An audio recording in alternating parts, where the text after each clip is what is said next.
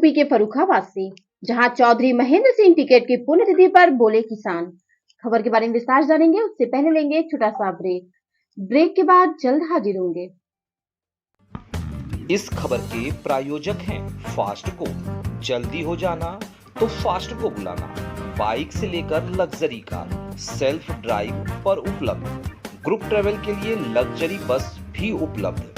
सबसे सस्ता एक बार सेवा का मौका अवश्य दें। व्हाट्सएप करें 9044808808। ब्रेक के बाद आप सभी का स्वागत है। खबर यूपी के फर्रुखाबाद से, जहां जिले के भारतीय किसान यूनियन टिकैत के जिला कार्यालय नेकपुर 84 में चौधरी महेंद्र सिंह टिकैत के पुण्यतिथि पर उन्हें श्रद्धांजलि अर्पित की गई। इसके उपरांत डॉक्टर राम मनोहर लोहिया हॉस्पिटल में बीमारों के बीच फल वितरण किया गया। वही जानकारी प्रदान करते हुए जिला प्रवक्ता अजय कटियार बोले कि महेंद्र सिंह टिकैत का जन्म उत्तर प्रदेश के मुजफ्फरनगर जिले के सिसौली गांव में हुआ था। उन्होंने दिसंबर 1986 में ट्यूबवेल की बिजली दरों को बढ़ाए जाने के खिलाफ मुजफ्फरनगर के शामली से एक बड़ा आंदोलन शुरू किया था। इसी आंदोलन के दौरान 1 मार्च 1987 को किसानों के एक विशाल प्रदर्शन के दौरान पुलिस गोलीबारी में 2 किसान और एक पीएससी का एक जवान मारा गया था। इस घटना के बाद टिकैत राष्ट्रीय स्तर पर चर्चा में आए।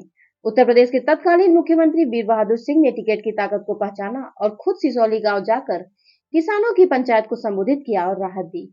देखिए फर्रुखाबाद से मितेश कुमार सिन्हा की रिपोर्ट।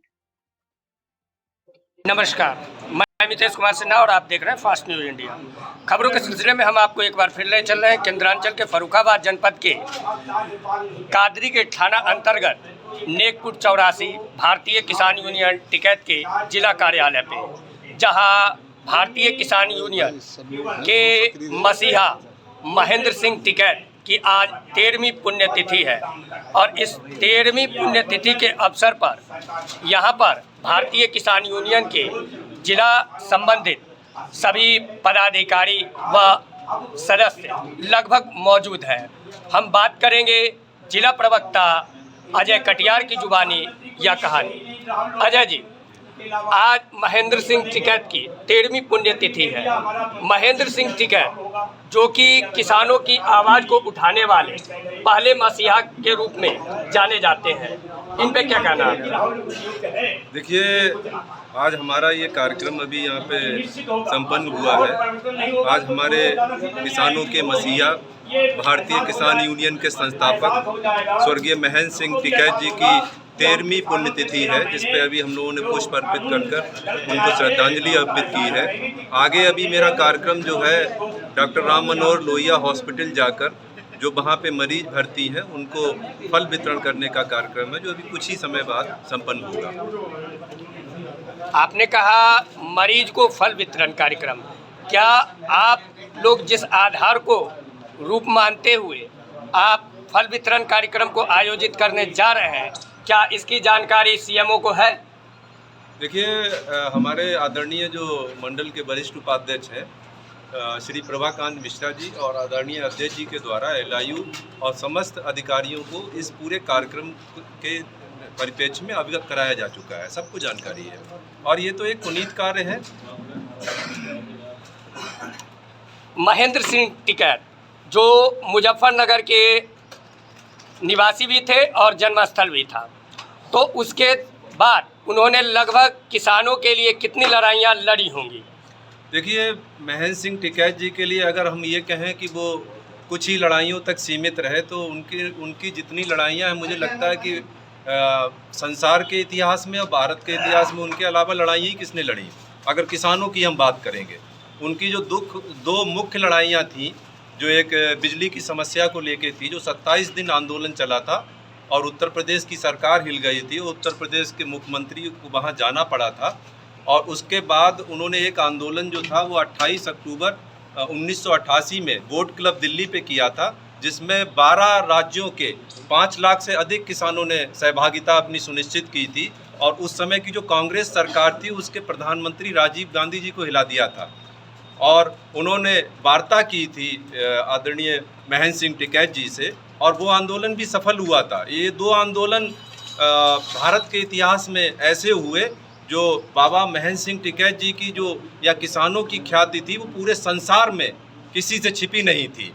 तो हमें लगता है कि आज पूरा विश्व या पूरा भारत बाबा महेंद्र सिंह टिकैत जी की पुण्यतिथि मना रहा है। ये गर्व की बात है कि हिंदुस्तान में ऐसे महापुरुषों ने जन्म लिया जो हिंदुस्तान में अगर जन्म लेते हैं तो ये सौभाग्य की बात है।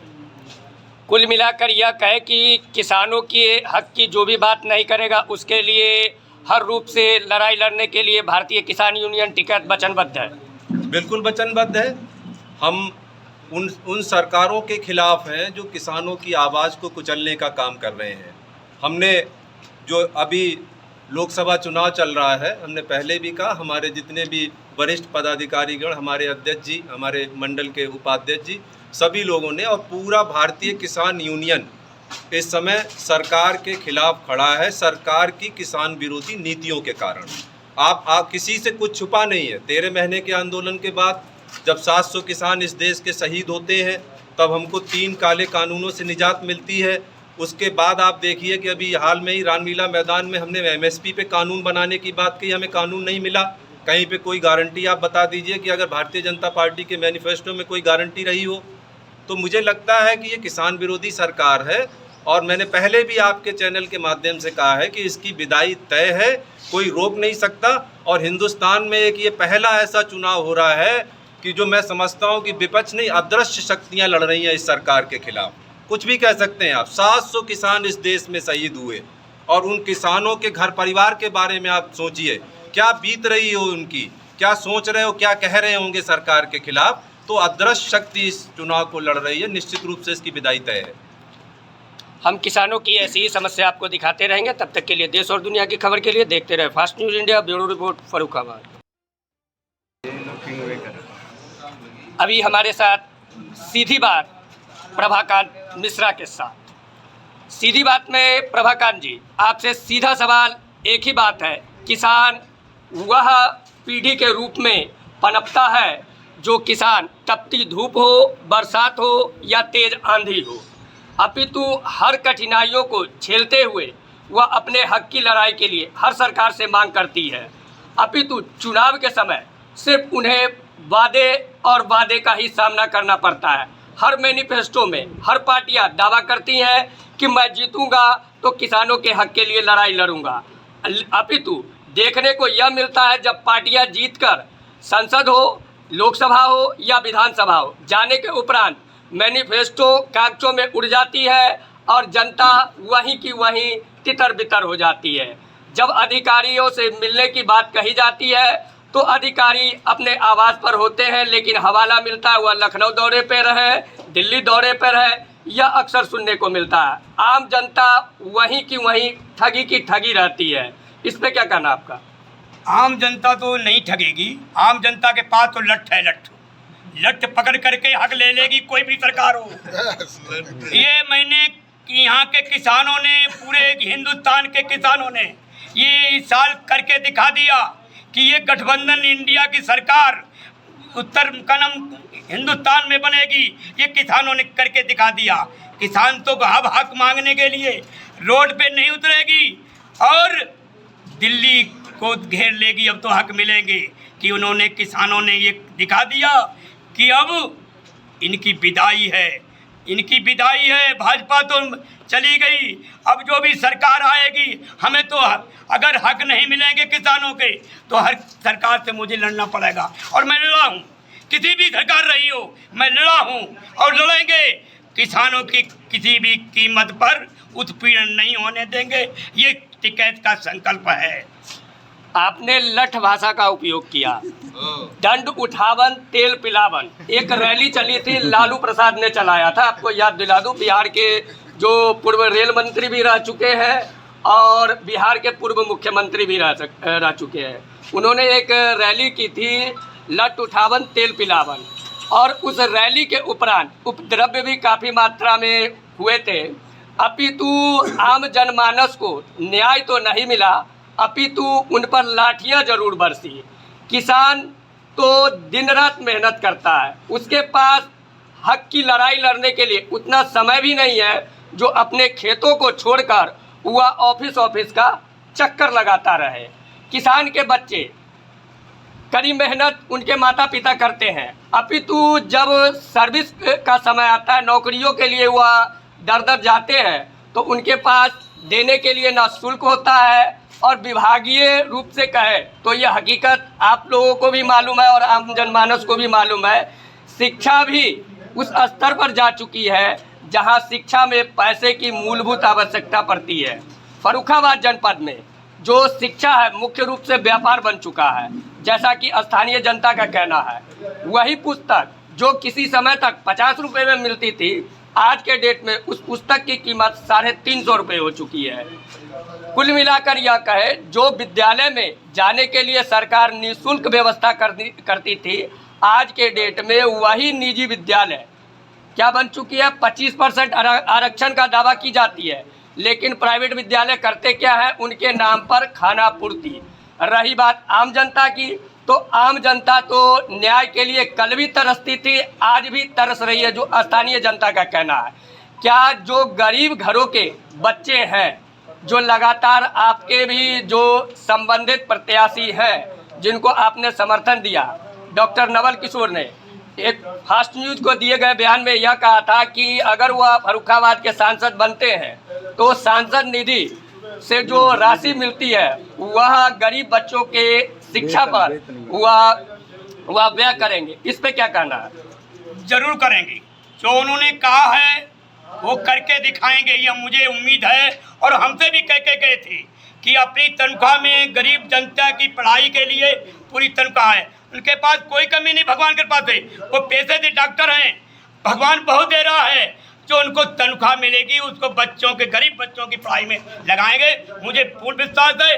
इसी के साथ हमने जो उन्हें वायदे किए हैं हमारे नवल किशोर जी ने कि हम गरीब जनता को साथ रखेंगे और शिक्षा और माने दवाइयाँ मरीज की सारी मुहैया कराएंगे। ये उन्होंने अपने तनख्वाह से, एक भी सांसद से जो तनख्वाह मिलेगी वो हम गरीब शिक्षा में लगाएं, गरीब लोगों के लिए। फर्रुखाबाद जनता के अभिभावकों का मेन शिकायत जो आ रही है, वह मुख्य शिकायत यह है कि यहाँ के स्कूली बच्चों की शिक्षा को लेकर पुस्तकों की रेट चरम सीमा पर बढ़ा दी गई है, विद्यालय जो अपनी शुल्क तिगुनी कर चुकी है।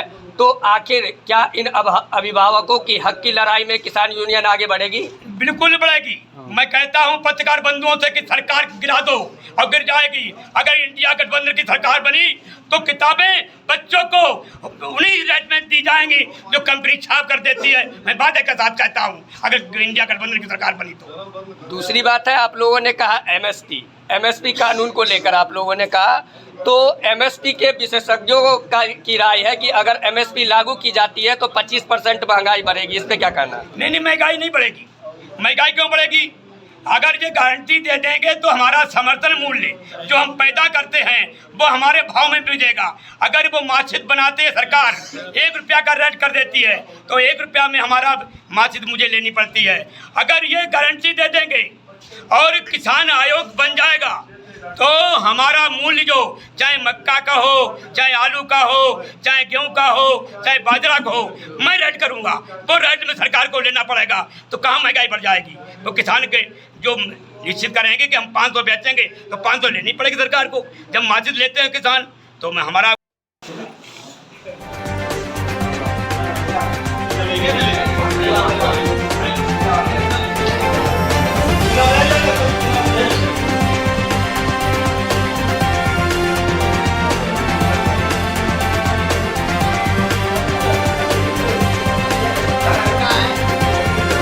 आगे